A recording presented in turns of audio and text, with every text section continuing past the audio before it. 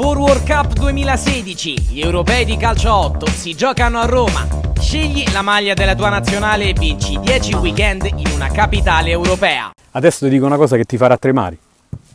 Stasera ho capito che facciamo i playoff. Ho capito che facciamo i playoff perché non so se si capirà dagli highlight, non so se verrà trasmessa la partita integrale. Il risultato non è reale, secondo me, nel senso che il primo tempo è stato molto equilibrato, abbiamo avuto entrambi delle occasioni da gol, bravi sia Caterini che Opara, e poi c'è stata l'occasione che ha dato loro il vantaggio al primo tempo, noi non siamo riusciti a recuperarlo, poi nella verve e nella frenesia di cercare il pareggio e magari anche qualcosa di più, ovviamente inevitabilmente ti scopri che, come spesso ci è successo quest'anno, abbiamo preso gol. Loro sono molto bravi, il Monteforte Football Club è una bella squadra e è così, le occasioni poi fanno la differenza. Io stasera ho visto una bella squadra, è strano dire una cosa del genere con un risultato così pesante,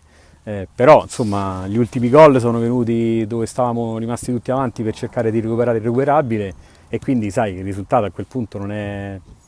ripeto, non è attendibile. Noi abbiamo fatto una gran bella partita, siamo entrati con la voglia giusta, per esempio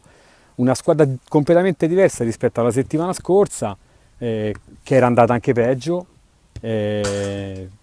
quindi io penso che siamo ancora sesti, no? E quindi non è che noi siamo proprio fuori,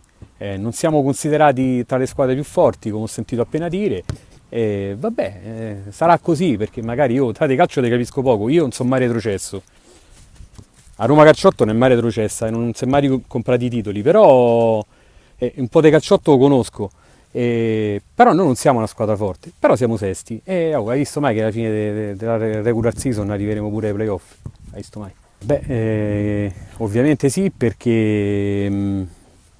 loro vincendo ci raggiungono e hanno decisamente un calendario più facile del nostro, visto che noi nelle ultime 3 partite affronteremo 2 squadre che stanno davanti, 2 squadre molto ben attrezzate,